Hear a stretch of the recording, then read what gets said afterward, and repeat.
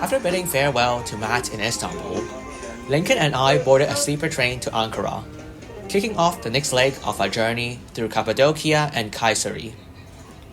Booking the train was an adventure itself. The website kept crashing and tickets were scarce. Thankfully, 5 days before departure, the site reverted to its old Turkish-only interface and we managed to book our spots just in time. The sleeper train turned out to be a pleasant surprise. Our two-person cabin was spacious, with a sink, mini fridge, and cleverly designed foldable bunks. Meanwhile, the rhythmic motion of the train lulled us to sleep and we woke up to breathtaking sunrise views, sipping leftover spicy fermented purple carrot juice. Sure, we might have arrived 2 hours late, but the journey was pure magic. In Ankara, we visited the Antikabir, the grand mausoleum of Turkey's founding father Atatürk. Perched on a hill, it's an impressive sight with a massive square, museum, and exhibitions highlighting Turkey's post-World War I fight for independence. The display might lean heavily nationalistic, but what stood out to me was a reverence for the national anthem. People stood still whenever it's played, even in the theater showing documentaries. This was an even more powerful reflection of Turkish patriotism. After lunch, we then climbed up to the Ankara Castle, passing charming if slightly kitschy houses along the way. The castle offered panoramic views of the city, such as Soviet-style housing blocks, modern apartments, and of course the iconic Antikabir that we visited in the morning. Surprisingly, the castle was free to enter, which is a rarity compared to Istanbul's pricey attractions. In the evening, Google Maps led us to a minibus ride from the castle to Asi bus terminal, where we had to take our bus to Goriem. The scene was slightly chaotic but unforgettable. Drivers were driving around the parking lot with their doors open, hustling for passengers. Once aboard, we were greeted with loud music and our multitasking driver who was collecting fares, driving, and taking reservation calls all at once. The vibe inside was as if it was straight out of a party bus, and before we knew it, we were at Asti. Now on to Cappadocia. Our adventure began in Goriem, where we stayed at an unbelievably affordable hostel. It cost €5 per night and even included breakfast. Although I was initially skeptical, it turned out to be a clean, cozy, and surprisingly quiet room, a perfect space for our explorations. We started our day hiking through Love Valley, known for its unique, suggestively shaped rock formations. Unfortunately, the weather was cloudy and windy, so the famous hot air balloons weren't flying. While this might be disappointing, it's probably a great excuse to visit Cappadocia again one day.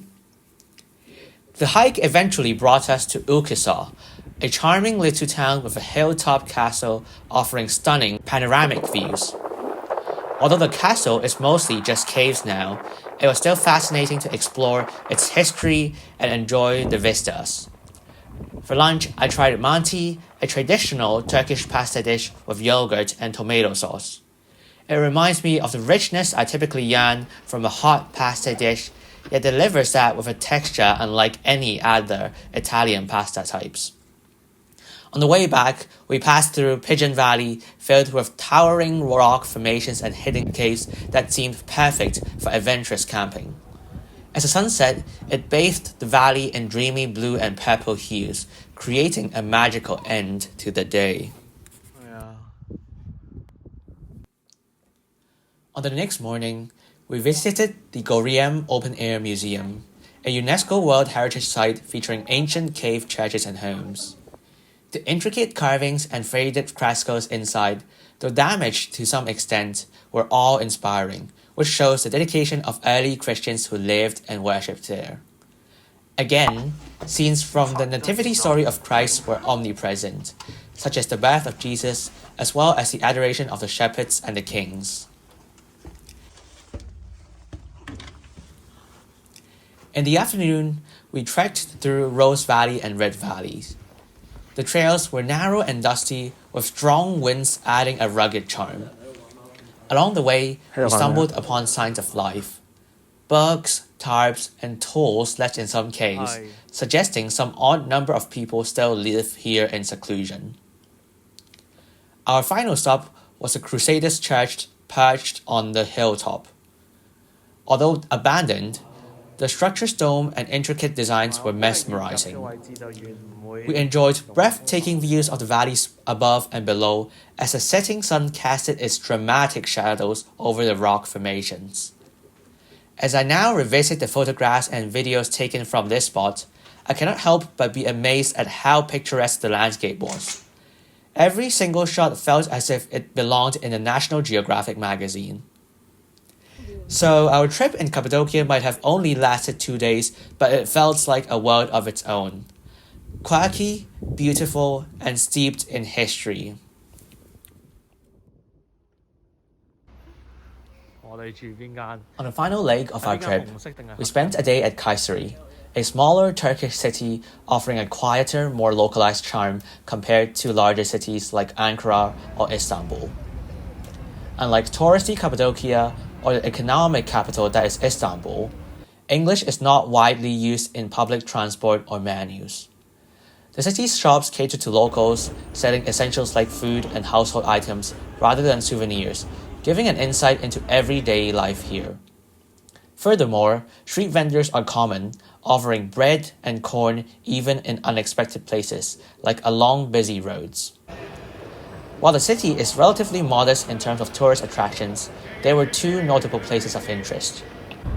The first was Kayseri's Grand Bazaar, which features handcrafted souvenirs, Turkish snacks, fresh produce, and even branded clothing if you can believe it. Unlike Istanbul's bazaar, it is vibrant and offers a very unique local experience that has a rather subdued atmosphere. The second attraction was a National Struggle Museum housed in Kayseri High School, which commemorates a key moment in Turkey's history. During the Republic's early years, critical documents were moved here from Ankara. So the museum tells the story of Turkey's independence and remains an important educational site. On our last morning, we woke to heavy snow, a rare and exciting sight for me.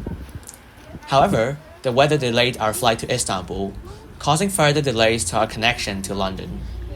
Thanks to the hotel staff's assistance, we secured an alternative flight, arriving 8 hours late. Despite the delay, the snowfall allowed for some unplanned but enjoyable moments, including treading in the snow and a final dinner during our extended layover in Istanbul. In conclusion, this trip is eye-opening. The way Turkey's traditions intersect with modernization is unique, and its natural and urban landscapes are continually evolving. Hiking through peculiar rock formations and caves reminded me that landscapes are shaped by nature and centuries of human interaction, which both contribute to the country's rich cultural heritage. Perhaps revisiting in the future may reveal new perspectives or changes. Or at least I shall be able to witness Cappadocia's famous hot air balloons that unfortunately did not show up this time. I keep my fingers crossed for that. If you stayed till this point in the video, thank you for joining me on this video, and until next time, happy traveling.